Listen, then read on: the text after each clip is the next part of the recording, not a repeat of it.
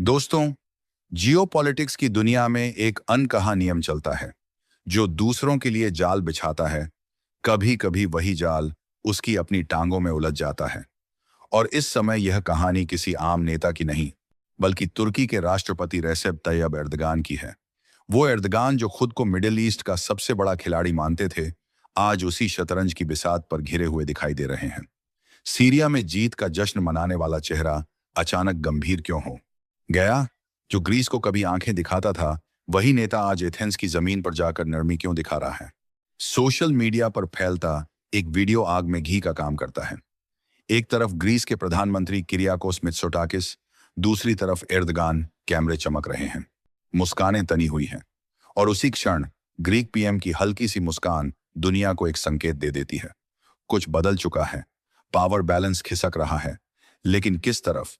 उधर हजारों किलोमीटर दूर पाकिस्तान में भी बेचैनी की लहर है। वजह बना एक नक्शा, अमेरिका द्वारा जारी वह मैप जिसमें अक्साई चिन्ह और पीओके को भारत का हिस्सा दिखाया गया। पाकिस्तान ने शोर मचाया, नक्शा हटा दिया गया। लेकिन असली कहानी हटाने में नहीं, न हटाने के बाद की खामोशी में छिपी है। नया नक्शा क्यों नहीं आया? अगर दावा इतना मजबूत था, तो दुनिया के सामने दोबारा क्यों नहीं रखा गया? यही वह मोड़ है जहां खेल सतह से नीचे उतर जाता है। आज की जंग गोलियों से कम और धारणा से ज्यादा लड़ी जाती है। नक्शा सिर्फ कागज नहीं, वैधता की मुहर होता है। भारत का रुख साफ है, जम्मू कश्मीर उसका अभिन्न अंग है। लेकिन इस स्पष्टता से अंकारा और इस्लामाबाद दोनों असहज क्यों हैं? क्योंकि उन्हें दिख रहा है कि वैश्विक शतरंज में मोहरे चुपचाप जगह बदल रहे हैं। पाकिस्तान के रक्षा मंत्री ख्वाजा आसिफ का संसद में दिया गया बयान अब भी गूंज रहा है। जब उन्होंने कहा कि उनके देश का इस्तेमाल टॉयलेट पेपर की तरह किया गया, यह सिर्फ गुस्सा नहीं था, यह स्वीकारोक्ति थी। और फिर वही मंत्री एक ऐसा पोस्ट आगे बढ़ाते हैं जिसमें इजराइल को लेकर सवाल उठाए जाते हैं। एक तरफ आरोपों की आंधी, दूसरी तरफ उन्हीं ताकतों के साथ बैठने की मजबूरी जो इजराइल के करीबी हैं। यह विरोधाभास नहीं तो और क्या है? अब तस्वीर को थोड़ा और पीछे से देखिए। भारत और ग्रीस के बीच 9 फरवरी को हुआ रक्षा समझौता यूं ही नहीं था। यह एक संदेश था। अगर तुर्की और पाकिस्तान एक धुरी बनाते हैं, तो भारत भी चुप नहीं बैठेगा। साइप्रस का नाम आते ही तुर्की की धड़कन क्यों तेज हो जाती है? क्योंकि पूर्वी भूमध्य सागर का हर इंच वहां संवेदनशील है। भारत, ग्रीस, साइप्रस और इजराइल के बीच बढ़ती रणनीतिक नजदीकियां अब महज संयोग नहीं लगती। यह एक नई चौकड़ी की आहट है। एक ऐसा संतुलन जो तुर्की पाकिस्तान धुरी को चुनौती दे सकता है। एर्दगान समझ रहे हैं कि बोर्ड वही है, लेकिन खिलाड़ी बदल गए हैं। और सबसे खतरनाक वही चाल होती है जो बिना शोर के चली जाए।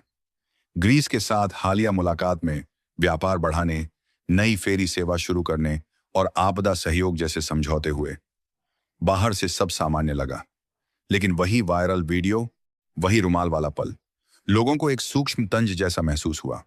क्या यह सिर्फ संयोग था, या कैमरों के सामने दोस्ती और पर्दे के पीछे विश्वास? एर्दगान की मुश्किलें यहीं खत्म नहीं होती। देश के भीतर राजनीतिक तनाव बढ़ रहा है, इजराइल के साथ रिश्ते तल्ख हैं। और तभी फरवरी 2026 में ब्लूमबर्ग की रिपोर्ट सामने आती है कि तुर्की परमाणु हथियारों की दिशा में सोच सकता है। अगर यह सच हुआ, तो यूरोप और मिडिल ईस्ट का संतुलन हिल जाएगा। यह सिर्फ हथियार नहीं, संदेश होगा। अब सवाल यह नहीं कि अगली चाल कौन चलेगा, सवाल यह है कि अगली चाल कितनी गहरी होगी। भारत शांत है लेकिन सक्रिय है। पाकिस्तान बेचैन है लेकिन मजबूर है। तुर्की संतुलन साधने की कोशिश में है लेकिन दबाव में है। और दुनिया देख रही है कि इस शतरंज में कौन किसे मात देगा। क्योंकि इस बार दांव सिर्फ जमीन का नहीं, आने वाले दशक की ताकत का है। और असली मोड़ शायद अभी आना बाकी है।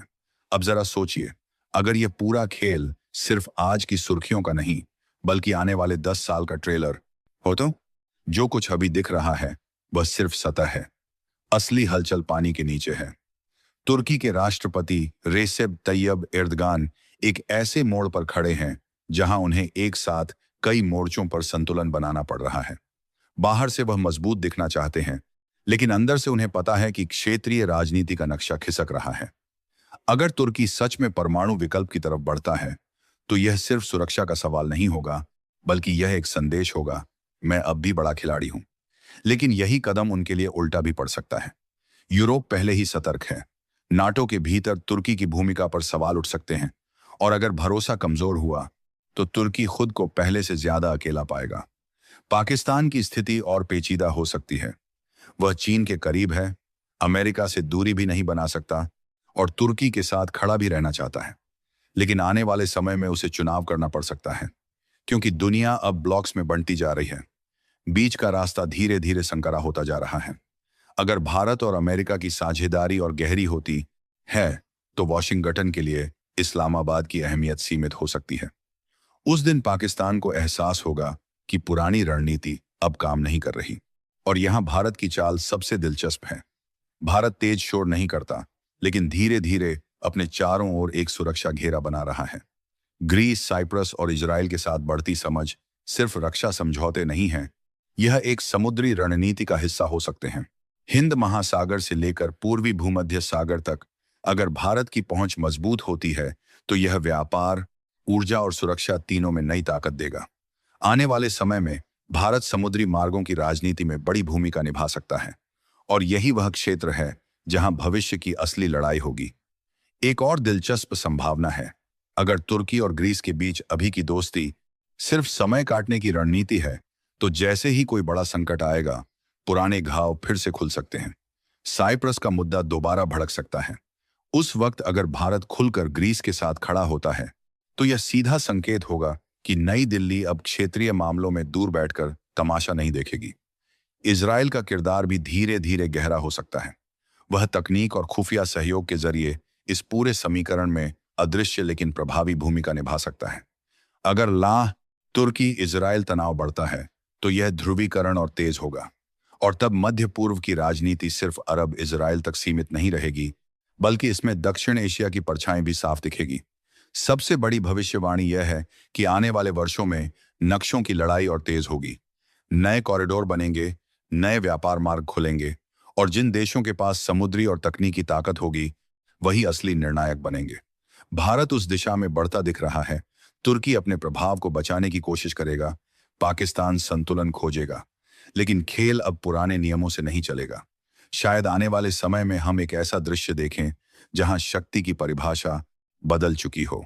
हथियारों से ज्यादा गठबंधन मायने रखें, बयानबाजी से ज्यादा भरोसा काम आए, और जो देश धैर्य रखकर लंबी रणनीति बनाएंगे वही अंत में आगे निकलेंगे। क्योंकि असली शतरंज अभी शुरू हुई है और अगली चाल दिखने से पहले चल दी जाएगी। भविष्य को अगर ध्यान से पढ़ने की कोशिश करें तो साफ दिखता है कि यह कहानी सिर्फ तुर्की, पाकिस्तान या ग्रीस की नहीं है। यह उस नए दौर की शुरुआत है जहां ताकत का मतलब बदलने वाला है। आने वाले समय में रेसिप तैयब एर्दोगान दो रास्तों के बीच फंस सकते हैं। पहला रास्ता है आक्रामक राष्ट्रवाद का, जहां वह घरेलू राजनीति को मजबूत करने के लिए बाहरी तनाव बढ़ाएं। साइप्रस या पूर्वी भूमध्य सागर में फिर से बयानबाजी तेज हो सकती है। परमाणु विकल्प की चर्चा भी उसी दबाव की रणनीति हो सकती है। लेकिन अगर वह यह रास्ता चुनते हैं तो यूरोप उनसे और दूर हो सकता है। नाटो के भीतर भरोसा कमजोर पड़ सकता है। तुर्की धीरे धीरे जरूरी लेकिन असहज साझेदार बन सकता है। दूसरा रास्ता ज्यादा व्यावहारिक होगा, जहां तुर्की खुलकर किसी एक ब्लॉक में जाने के बजाय संतुलन की नीति अपनाए। रूस से भी संबंध रखे, यूरोप से भी और एशिया से भी। लेकिन यह संतुलन बहुत नाजुक होगा। एक बड़ी गलती तुर्की को आर्थिक दबाव में डाल सकती है, और तुर्की की अर्थव्यवस्था पहले ही झटके झेल चुकी है। इसलिए भविष्य में एर्दोगान की सबसे बड़ी चुनौती सैन्य नहीं, आर्थिक स्थिरता होगी। पाकिस्तान के लिए भविष्य और कठिन दिखता है। अगर अमेरिका की प्राथमिकता धीरे धीरे भारत की तरफ स्थायी रूप से झुकती है तो इस्लामाबाद को अपनी रणनीति बदलनी पड़ेगी। वह चीन पर और निर्भर हो सकता है, लेकिन ज्यादा निर्भरता अपने आप में जोखिम है। भविष्य में पाकिस्तान रणनीतिक गहराई की जगह आर्थिक जीवित रहने की नीति अपनाने पर मजबूर हो सकता है। घरेलू अस्थिरता बढ़ी तो बाहरी बयानबाजी और तेज होगी, लेकिन वह लंबे समय तक काम नहीं आएगी। अब भारत की बात करें तो भविष्य का सबसे बड़ा संकेत समुद्री राजनीति में छिपा है। आने वाले दशक में असली प्रतिस्पर्धा जमीन पर नहीं, समुद्र के रास्तों और ऊर्जा कॉरिडोर पर होगी। अगर भारत ग्रीस, साइप्रस और इजराइल के साथ तकनीकी और रक्षा सहयोग गहरा करता है तो यह हिंद महासागर से लेकर भूमध्य सागर तक एक सॉफ्ट सुरक्षा आर्क बना सकता है। यह कोई औपचारिक सैन्य गठबंधन नहीं होगा, लेकिन साझा हितों का नेटवर्क होगा। और यही नेटवर्क भविष्य में निर्णायक साबित होगा। एक और संभावना है जो कम दिखाई देती है लेकिन बहुत अहम है। अगर तुर्की परमाणु विकल्प की दिशा में बढ़ता है तो मध्य पूर्व में हथियारों की नई दौड़ शुरू हो सकती है। सऊदी अरब, ईरान और अन्य देश भी अपनी रणनीति बदलेंगे। उस स्थिति में क्षेत्र और ज्यादा अस्थिर होगा, लेकिन इसी अस्थिरता में वे देश आगे निकलेंगे जो तकनीक, साइबर क्षमता और आर्थिक साझेदारी में मजबूत होंगे। भारत इस दिशा में बढ़ रहा है